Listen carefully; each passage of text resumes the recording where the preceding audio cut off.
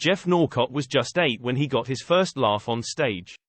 It was a holiday camp on the Isle of Wight, the affable comedian recalls. It was a best cowboy competition. The other kids were introducing themselves as Clint from Texas or Clint from Arizona, but when they asked me, I said, I'm Geoff from Essex, and all the mums and dads laughed. I remember the noise of that laughter and thinking it was great.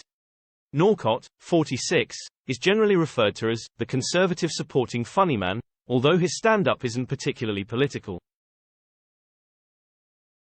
Being Tory was seen as such an aberration when he emerged on the comedy circuit that he had to be categorized. When he first appeared on BBC's Question Time in 2017, being a working-class conservative voting comedian was as rare as a Vestal Virgin on Love Island. I don't get much stick off other comics. I've been on the circuit for years, he says. I'm not confrontational, I'm trying to keep everybody in the room, left or right. It's an exciting challenge to tell jokes that work for most people in the audience. Although like many conservative voters, Geoff says he's a little disillusioned with how recent years have played out. But do I want to rejoin that huge, opaque organization that is the EU? The answer is no, he adds.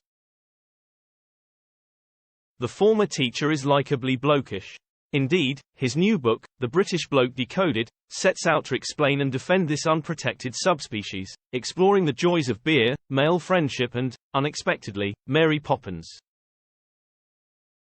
So what is a bloke? He's a dependable rank and file of the human male, the standard husband, father, uncle or brother who tries his best. Blokes are generally content. Give a bloke a dressing gown, some twiglets and an obscure Bundesliga football match and he can sit happily for hours, says Geoff, who's celebrating these overlooked everyday heroes on his Basic Bloke tour. He claims to be at the median point of blockery, being medium height, 5 feet 8 inches, and weight, 13 stone 7 pounds, with decidedly average size 9 feet. His favorite sport is football and his favorite comedy is Only Fools and Horses. Geoff is average in every way, except for his success as a stand-up. Norcott's father was a BT draftsman and an active trade unionist. His parents divorced when he was 9 and his mother brought up the siblings on a council estate in Mitcham, South London. I was talkative at school, he says. I thought I was funny but it wasn't until university that I met another lad and we started taking the mick with alternative biographies. Their character-based double act was a couple of Russian dissidents called the Bubka brothers. Nothing like I do now. His pal Neil pulled out ahead of their headlining gig at Wimbledon Studio Theatre, however. We'd done a few gigs but he didn't want to perform. I'd booked the theatre and decided to do it myself. I filled the place out, about 100 people, and just blagged it. It wasn't a complete disaster. Graduating from Goldsmiths College with a degree in English, Geoff worked in advertising sales, for brands like So Good Soy Milk, before training to be an English teacher. For a while in the early noughties, he juggled teaching and stand-up. I was like the world's crappiest superhero, he laughs.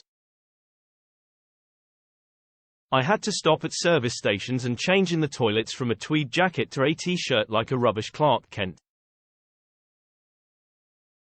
I'd drive to Plymouth for a gig and get home at 3 a.m. I was doing 2 or 3 gigs a week and driving 50,000 miles a year. I did once fall asleep in front of a class. When I asked them what they'd done while I was asleep, they said, nothing. I found that disappointing. In my school days, someone would have drawn genitals on a sleeping teacher's face. His worst gig was the final of Comedian of the Year, he recalls. I got slow hand clapped. On the way home, my wife Emma was as white as a sheet because I'd just handed in my notice as a teacher. She was very quiet. Norcott never had a breakout comedy moment. For me, everything was a long graft. It was small things, an extra show here, bigger venues. His first paid gig was in Manchester -£40 for a 10-minute spot. Now, 21 years on, he's recently played his third sold-out run at Edinburgh Fringe, packing out the Underbelly venue for a fortnight. It would have been inconceivable 4 years ago. Geoff's first breakthrough was getting booked for 3 months on the Junglers Comedy Club chain in 2007. But perhaps his smartest move came 6 years later when he decided to take a riskier approach to his comedy. At his wife's suggestion, he outed himself as a pro-Brexit Conservative voter at the Leicester Comedy Festival. He was booked on Question Time, for the novelty factor, leading to lucrative appearances on Mock the Week, live at the Apollo, 4 years as the voice of sanity on the MASH Report, and his 2019 authored documentary, How the Middle Class Ruined Britain, which skewered fashionable hypocrisy. In 2021, Geoff published his first book, Where Did I Go Right?, subtitled, How the Left Lost Me. It was Baroness Thatcher's message of self-reliance and aspiration that connected with him. She gave working-class people the idea that you've got agency, you can make your life better. Geoff, who was awarded an Operational Service Medal for 5 frontline tours supporting UK troops in Afghanistan, believes our comedy scene is improving. It's the healthiest it's been for a long time. I can do the news quiz with Simon Evans, a GB News regular, and Andy Zaltman, who is a brilliant host. There's a vibrancy about both of them. Growing up, he admired the late Dave Allen, one of the most underrated comedians. He did sketches, jokes, characters, stories, topical material. That's what I'm aiming for, that ambition. Now he rates hard-hitting Canadian stand-up Tom Stade. You see the audience gasp. Home for the Norcotts and their son Sebastian is in a bucolic Cambridgeshire village. Geoff may be a workaholic comedy obsessive, but, as Emma testifies, he's quite good at getting up and making breakfast. They met in 2002 at a Hard House night at London's Camden Palace, a classic case of 150 beats per minute, boy meets girl, and celebrate their 20th wedding anniversary next year. We're going to renew our vows and have a big party, he beams. I might even get to DJ. I've got a set of decks and I play hard, banging music. My 2 dogs slope off downstairs when I start. As well as house, techno and trance, he enjoys football and cricket, curry, lager and KFC. I love a good box set. I can watch 40 hours of the same show, if it's as good as Better Call Saul. But I find with a lot of TV now the message is front and center ahead of the character and story.